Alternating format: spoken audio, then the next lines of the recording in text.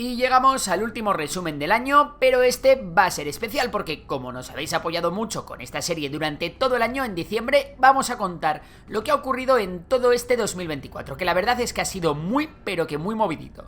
Por supuesto, este vídeo también está patrocinado por nuestros amigos de Ceste, la empresa semipública española y patrocinador del canal que nos ha permitido realizar esta serie y que nos seguirá acompañando en el futuro. Ceste ayuda a las empresas a vender con seguridad, información y financiación y, sobre todo, a internacionalizarse, proporcionándoles seguros de crédito, seguros de caución, coberturas factoring y otras muchas soluciones. Pero lo mejor es que tienen un equipo de analistas de riesgo país que elaboran todas las semanas un resumen de las noticias internacionales más importantes y lo publican en abierto para todo el mundo. De hecho, si queréis, podéis seguirles porque es una pasada para estar al tanto de todo lo que ocurre en el mundo. Os dejo el link en la descripción. Y ahora venga, vamos al lío. La primera gran noticia internacional que tuvimos en 2024 se dio el mismísimo 1 de enero. Esta noticia fue la unión de Egipto, Etiopía, Emiratos Árabes Unidos e Irán a los BRICS. Como veis, la mayoría de estos países están encuadrados en lo que se llama Oriente Próximo, y donde en 2024 han sucedido un montón de cosas. Así que venga, vamos para allí. En el primer mes del año fue en el que Israel intensificó sus bombardeos en Gaza, en una ofensiva que a día de hoy ha acabado con la vida de más de 40.000 personas de forma directa y que ha comprometido la vida de muchos miles más. Cabe mencionar que Netanyahu no parece lograr avances en la liberación de los rehenes capturados tras los atentados del 7 de octubre. En lo que sí ha logrado avances durante este año es en su lucha contra Irán. Y es que Irán tiene varios aliados proxys importantes en la región. Uno de estos aliados y enemigo acérrimo de Israel es el grupo de los hutíes de Yemen, que tiene una posición geográfica clave en el Mar Rojo. En febrero de 2024, este grupo rebelde intensificó sus ataques a buques mercantes y militares en el estrecho de Bab el-Mandeb, justificándolos como acciones en apoyo a los palestinos de Gaza. Estos ataques fueron percibidos como una amenaza seria por los Estados Unidos, quienes respondieron junto con otros países bombardeando posiciones del grupo yemení. Pero el culebrón no acaba aquí. Tras el asesinato de un alto comandante de las fuerzas Quds en la embajada de Irán en Damasco y posteriormente el de Ismael Haniyeh, líder del ala política de Hamas a manos de Israel, el régimen de los ayatolás respondió con el lanzamiento de más de 300 misiles y drones que no causaron daños graves y fueron en su mayoría interceptados por los sistemas defensivos israelíes. Este ataque fue respondido por un ataque de baja magnitud contra instalaciones militares iraníes y la situación quedó en tablas, al menos de momento.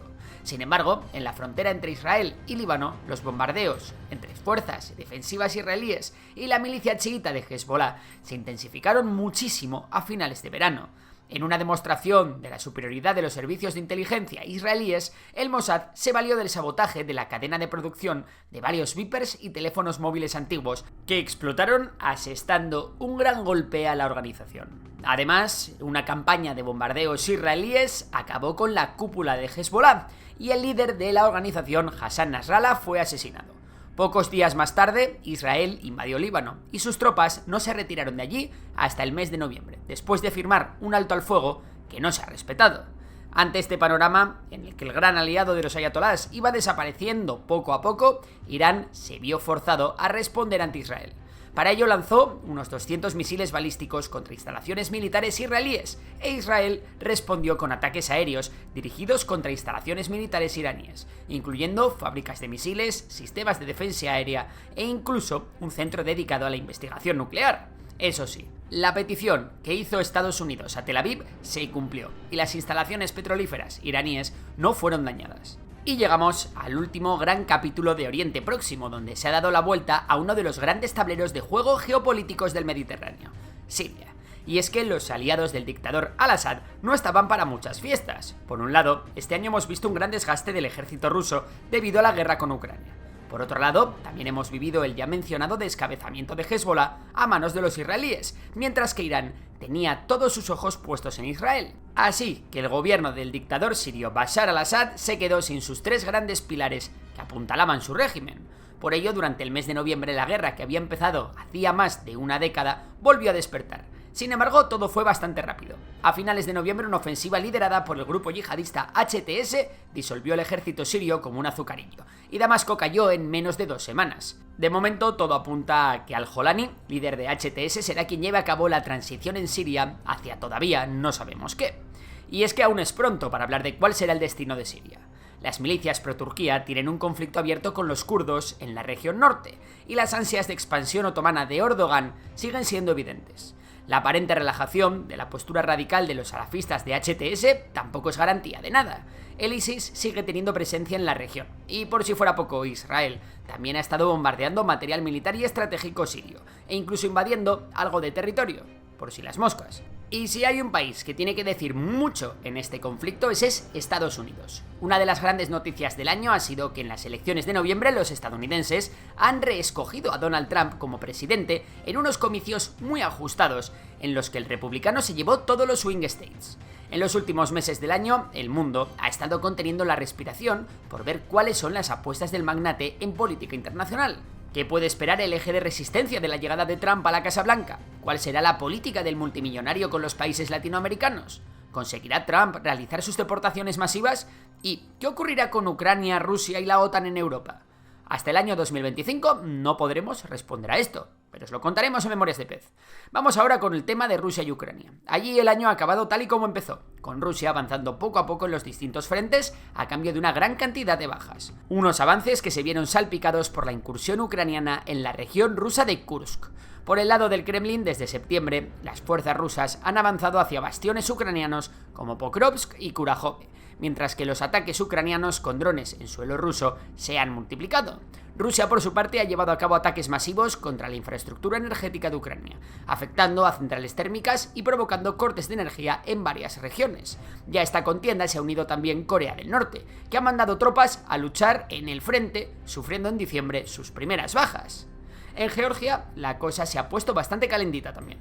A nivel político, el país vivió un momento bastante chungo, con elecciones marcadas por acusaciones de injerencia rusa y también por acusaciones de fraude. El partido del gobierno, Sueño Georgiano, logró mantenerse en el poder, pero con una oposición que exige una política más agresiva para buscar el ingreso en la OTAN y en la Unión Europea.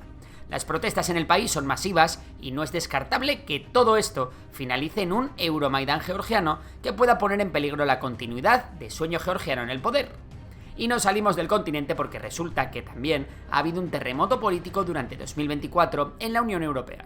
Tras la celebración de las elecciones europeas, vimos como la ola de ultraderecha y euroesceptismo ha golpeado fuertemente a muchos países de la Unión. Eso sí, tal y como nos muestran las elecciones al Parlamento Europeo, los grupos parlamentarios mayoritarios en la Unión Europea siguen siendo proeuropeístas y afines al establishment.